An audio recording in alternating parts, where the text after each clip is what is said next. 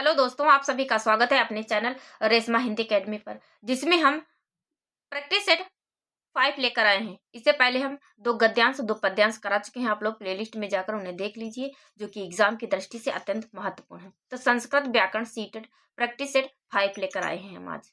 प्रश्न 1। तो चलिए बढ़ते हैं प्रश्न 1 की तरफ। प्रश्न 1 है कि खला पद का विलोम शब्द कौन सा है? ए खली, बी साधु, सी उदार या फिर डी है भावुक। तो खला यानी दुष्ट। दुष्ट। तो खला पद का विलोम है, इसका सही आंसर है बी साधु। साधु यानी सज्जन व्यक्ति, सज्जन। फिर है उदार। तो उदार का विलोम है अनुदार। अनुदार। फिर है भावुक। तो भावुक का विलोम है कठोर हृदय। क्या है? तो कठोर हृदय। भावुक का विलोम है कठोर हृदय। चैनल पर पहली बार आए हैं तो चैनल को सब्सक्राइब करिए, वीडियो को लाइक करिए, ज्यादा से ज्यादा शेयर करिए, ताकि इसी तरह के बेहतरीन वीडियोस आप लोगों तक पहुंचे और आप लोग उन्हें देख सकें। और कमेंट बॉक्स में अपना प्यारा सा कमेंट लिखिए। चलिए बढ़ते हैं अगले प्रश्न की तरफ। अगला प्रश्न है प्रश्न 2। प्रश्न 2 है कि छिद्रेश व नर्था बहुली भवंत, यह सूक्ति कहाँ लिखित है? ए रत्नावली में, बी अभिज्ञान शाकुंतलम में, सी मृच्छकटिकम में, डी कर्पूर मंजरी में। तो छिद्रेश व नर्था बहुली भवंत। तो चलिए इसका हम अर्थ देखते हैं कि छिद्रेश व नर्था बहुली भवंत का अर्थ क्या होता है। यानी छिद्रेश व नर्था यानी जहां अनेक छिद्र यानी दोष हो, जहां पर अनेक छिद्र यानी दोष हो, या आवृत्ति या अनावृत्ति बातें हों, या अनावृत्ति बातें हुआ बहुत विपत्तियां या अनर्थ होते हैं। तो यह सूक्ति कहां से ली गई है, कहां लिखित है? तो इसका सही आंसर है सी मृच्छकटिकम। मृच्छकटिकम रचना किसकी है? तो यह रचना है शूद्रक की। इसकी रचना है तो मृच्छकटिकम रचना है शूद्रक की। चलिए बढ़ते हैं अगले प्रश्न की तरफ। अगला प्रश्न है प्रश्न 3। प्रश्न 3 है कि चौर भयम पद में कौन सा समास है? ए पंचमी, बी चतुर्थी, सी तृतीया या फिर डी है द्वितीया। तो चौर भयम पद में कौन सा समास है? इसका सही आंसर है ए यानी पंचमी तत्पुरुष समास। तत्पुरुष, पंचमी तत्पुरुष समास। चलिए बढ़ते हैं अगले प्रश्न की तरफ। अगला प्रश्न है प्रश्न 4। प्रश्न 4 है प्रश्न 4 है कि राम शब्द का सप्तमी विभक्ति एक वचन का कौन सा रूप है? राम शब्द का सप्तमी विभक्ति एक वचन का रूप कौन सा है? ए रामः, बी राम, सी रामे या फिर डी रामय, फिर डी है रामय। तो प्रश्न 4 का सही आंसर है बी, सॉरी सी यानी रामे। क्या है? तो रामे। चलिए हम इसको लिख देते हैं। एक वचन, द्विवचन, फिर है बहुवचन। बहुवचन एक वचन में है रामः, रामौ, रामः, रामो, रामा।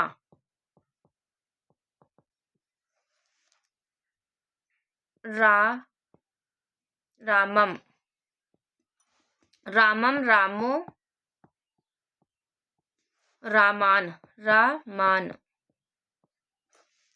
फिर है एक वचन तृतीया विभक्ति में रामेण, रामेण, रामाभ्याम, रामाभ्याम,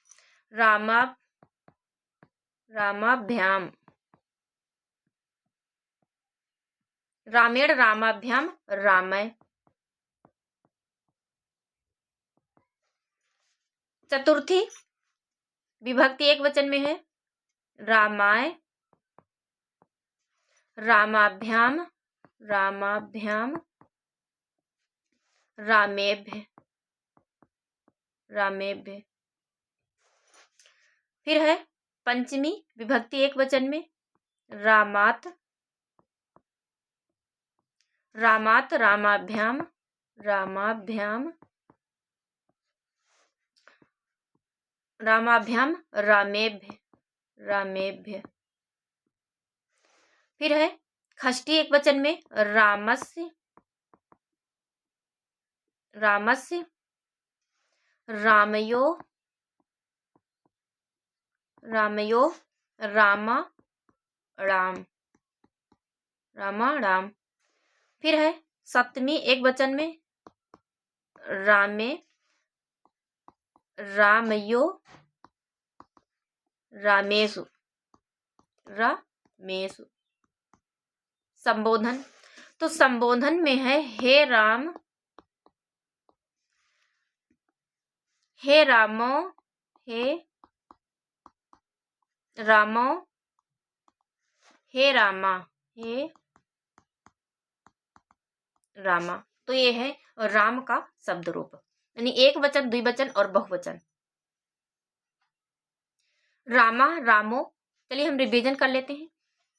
एक वचन में है रामा, रामम, रामेण, रामाय, रामात, रामस्य, रामे, हे राम, यानी ये है प्रथमा विभक्ति, द्वितीया विभक्ति, तृतीया विभक्ति, चतुर्थी विभक्ति, पंचमी विभक्ति, षष्ठी विभक्ति, ये है सप्तमी विभक्ति और ये है संबोधन, संबोधन। द्वितीया द्विवचन में है रामो, रामो, रामाभ्याम, रामाभ्याम, रामाभ्याम, रामयो, रामयो, हे रामो। बहुवचन में है रामा, रामान, रामय, रामेभ्य, रामेभ्य, रामाराम, रामेषु, हे रामा। तो चलिए बढ़ते हैं अगले प्रश्न की तरफ। अगला प्रश्न है प्रश्न 5। प्रश्न 5 है कि चा वर्ग का उच्चारण स्थान क्या है? ए मूर्धा, बी ओष्ठ, सी तालु, फिर डी कंठ। तो चा वर्ग का उच्चारण स्थान, तो इसका सही आंसर है सी तालु। क्या है? तो प्रश्न 5 का सही आंसर है सी तालु। तो चा वर्ग में कौन कौन से वर्ण आते हैं? चलिए लिख देते हैं। च, छ, ज, झ और य। फिर है कंठ, तो कंठ में कौन कौन से वर्ण आते हैं? तो कंठ में आता है क, ख, ग, घ और अंगा। इसमें स्वर भी है। छोटा आ, जैसे आ बोलेंगे कंठ से आवाज निकली, कंठ, बड़ा आ, बड़ा आ। ओष्ठ, तो ओष्ठ में आता है पा, फा, बा, भा और मा। मूर्धा, तो मूर्धा में आते हैं है टा, ठा, डा, ढा और आड़ा। तो ये है यानी चा वर्ग का उच्चारण स्थान है। इसका सही आंसर है सी तालु, यानी चा, छा, ज, झ, इया। चलिए बढ़ते हैं अगले प्रश्न की तरफ। अगला प्रश्न है प्रश्न 6। तो प्रश्न 6 कह रहा है कि निंदा, निंदा पद का विलोम क्या है? ए स्तुति, बी अपमान, सी अवमानना, या फिर डी है प्रेम। तो निंदा पद का विलोम क्या है? तो निंदा यानी किसी की बुराई करना, तो इसका सही आंसर है ए स्तुति, यानी मनाना, यानी उसकी प्रार्थना करना। इसका सही आंसर है निंदा पद का विलोम है स्तुति। फिर है प्रेम, तो प्रेम का विलोम है घृणा। चलिए बढ़ते हैं प्रश्न 7 की तरफ। तो प्रश्न 7 है, चैनल पर पहली बार आए हैं तो चैनल को सब्सक्राइब करिए, वीडियो को लाइक करिए, ज्यादा से ज्यादा शेयर करिए और कमेंट बॉक्स में अपना प्यारा सा कमेंट लिखिए। प्रश्न 7 है कि शवः अव्यय का क्या अर्थ है? ए कल, बी आने वाला कल, सी आज, या फिर डी है परसों। तो प्रश्न 7 का सही आंसर, तो प्रश्न 7 का सही आंसर है बी आने वाला कल। चलिए बढ़ते हैं अगले प्रश्न की तरफ। उम्मीद है आप लोगों को हमारी यह महत्वपूर्ण प्रश्नों की सीरीज पसंद आ रही है। प्रश्न 8 है, निष्पाप पद में कौन सा उपसर्ग प्रयुक्त हुआ है? कौन सा उपसर्ग प्रयुक्त हुआ है? ए निस, बी निश, यहाँ सा के नीचे हलंत लगा है निस, फिर है सी निश, डी निस। तो निष्पाप पद में कौन सा उपसर्ग प्रयुक्त हुआ है? प्रश्न 8, तो इसका सही आंसर है सी निस, यानी पाप, शब्द में निस पहले उपसर्ग लगा है।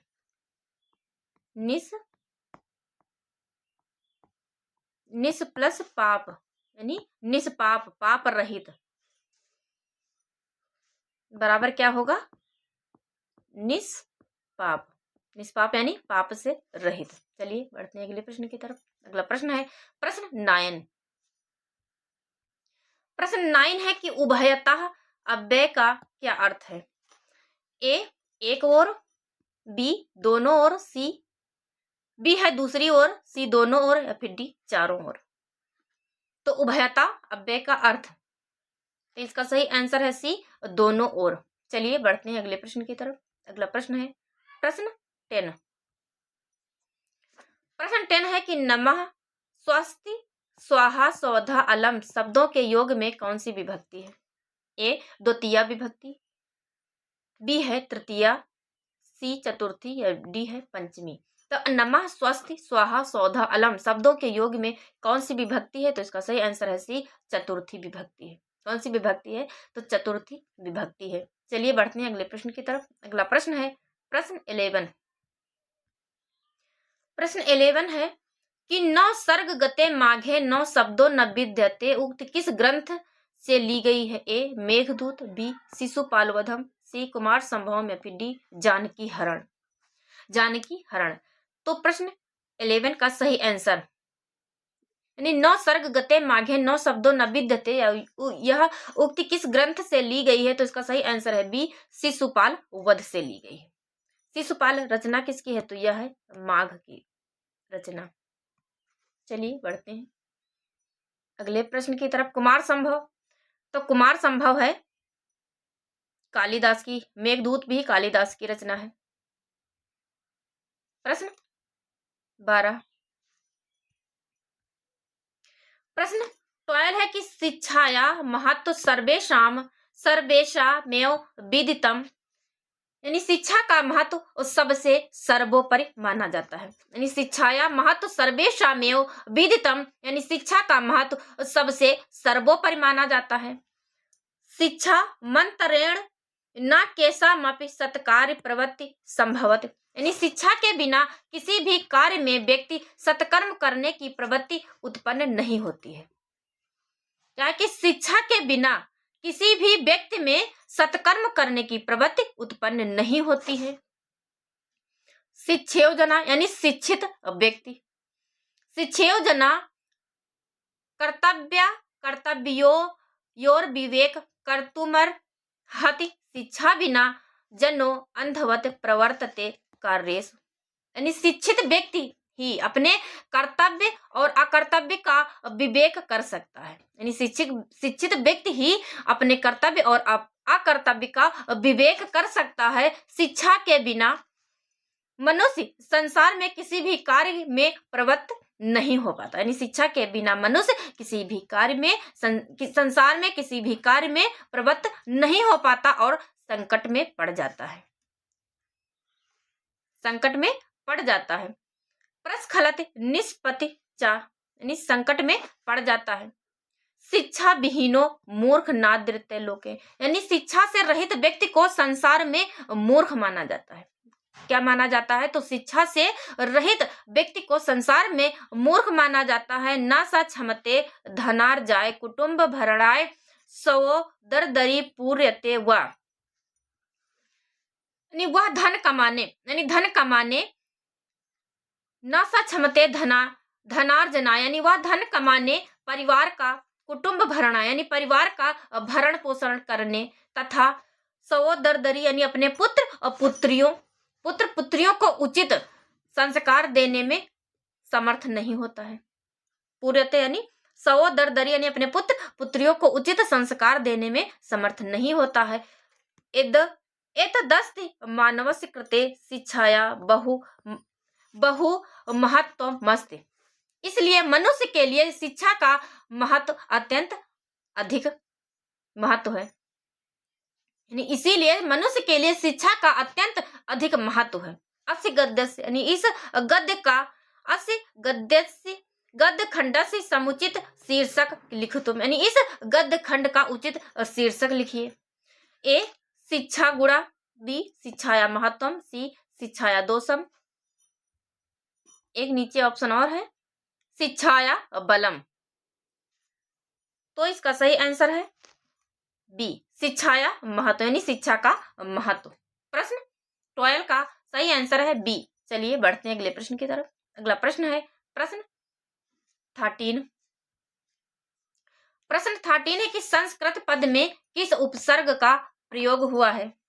संस्कृत शब्द में पद में किस उपसर्ग का प्रयोग हुआ है? ए सम, सस, संस, बी सन, सी सम या फिर डी है समन।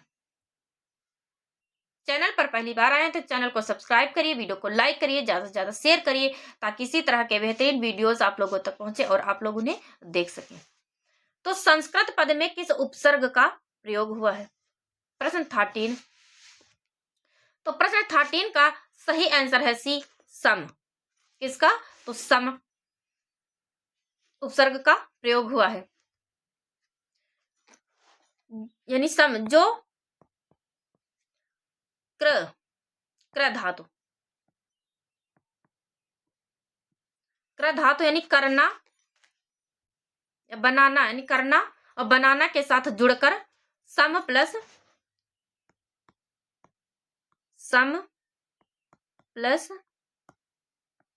क्र प्लस ती से बना है,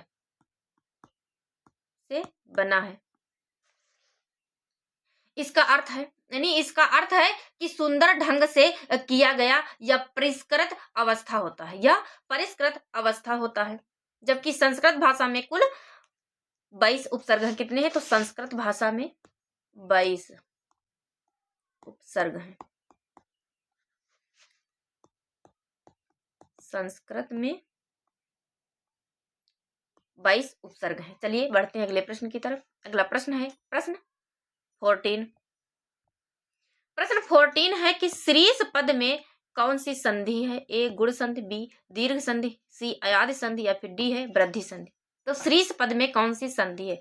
इसका सही आंसर है बी दीर्घ संधि। दीर्घ संधि का सूत्र है अक्काह संवरणे दीर्घा, अक्का संवरणे दीर्घा। तो श्रीस का संधि विच्छेद हम करेंगे तो श्री प्लस ईशा, श्री प्लस ईशा, यानी श्री इसमें बड़ी ई आ रही है, इसमें भी बड़ी ई आ रही है, प्लस बड़ी ई, तो बराबर क्या होगा? बड़ी ई। तो क्या हुआ? दीर्घ संधि। यानी श्री पद में कौन सी संधि है? तो इसमें है दीर्घ संधि। तो श्री प्लस ईश से बनेगा श्रीश, श्रीशाह। चलिए बढ़ते हैं अगले प्रश्न की तरफ। अगला प्रश्न है प्रश्न 15। प्रश्न 15 है कि पितृ शब्दस्य रूपम नास्ति। ए पितृणा, बी पित्रे, सी पित्रः या फिर डी है पित्रो।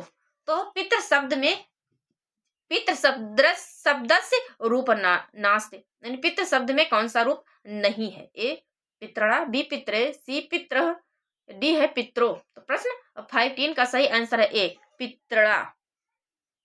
क्या है? तो पितृणा।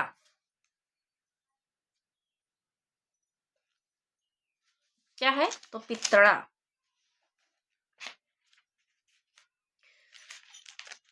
तो ये है हमारी आज की क्लास। उम्मीद है आप लोगों को हमारी यह महत्वपूर्ण प्रश्नों की सीरीज पसंद आ रही है। चैनल से जुड़े रहिए। चैनल पर पहली बार आए तो चैनल को सब्सक्राइब करिए, वीडियो को लाइक करिए ताकि इसी तरह के बेहतरीन वीडियोस आप लोगों तक पहुंचे और आप लोग उन्हें देख सकें। तो चलिए मिलते हैं एक नए वीडियो लेक्चर के साथ। तो कल हम जो वीडियो लेक्चर लाएंगे उसमें संस्कृत व्याकरण का प्रैक्टिस सेट 6 कराएंगे। फिर मिलते हैं एक नई एनर्जी, नई उम्मीद और एक नए प्रैक्टिस सेट के साथ। तब तक आप लोग हमारे इस महत्वपूर्ण प्रश्नों की सीरीज को देखते रहिए। Thank you.